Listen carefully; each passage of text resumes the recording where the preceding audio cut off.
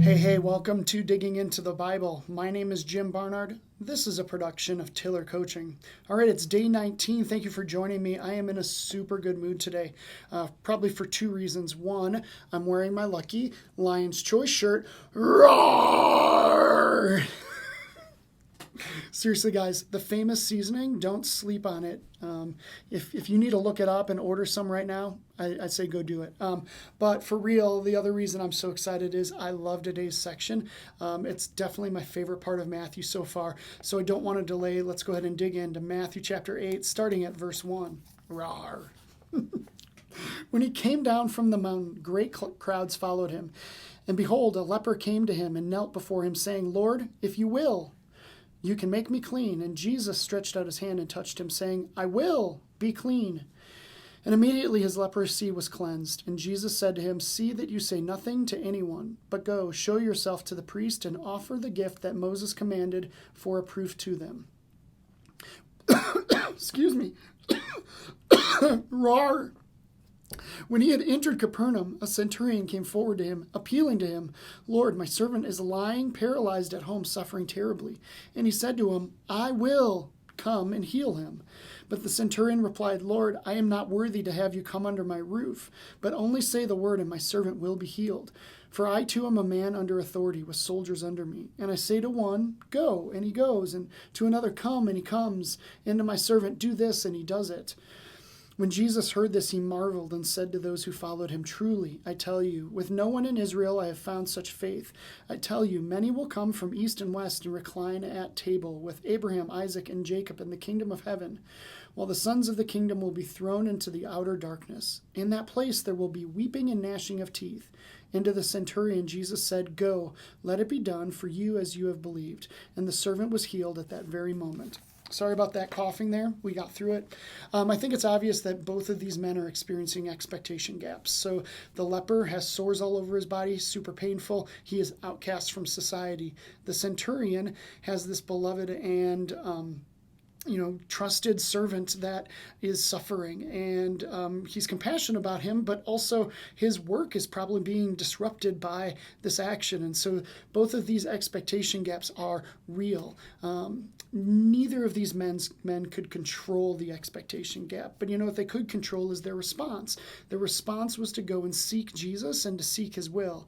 Did you notice that, where it's like, if you will, and Jesus is like, I will.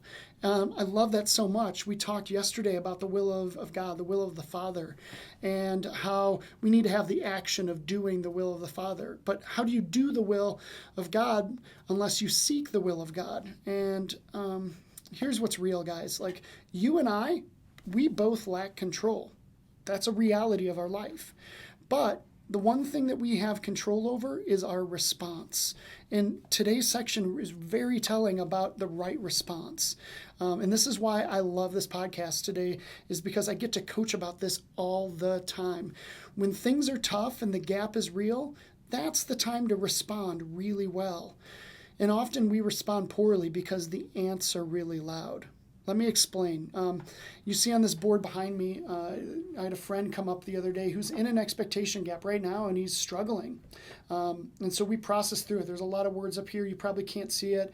There's nothing to tell you who this is. But this first column on this board is the automatic negative thoughts. And when the expectation gap happens, that's our first response typically, is to have an automatic negative thought that is like reinforced by lies, and it starts to shape our identity.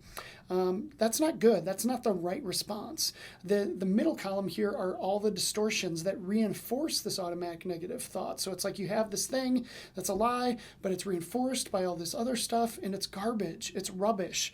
It's not the right way to respond. The right way to respond is to find the rational response, and that's this third column here.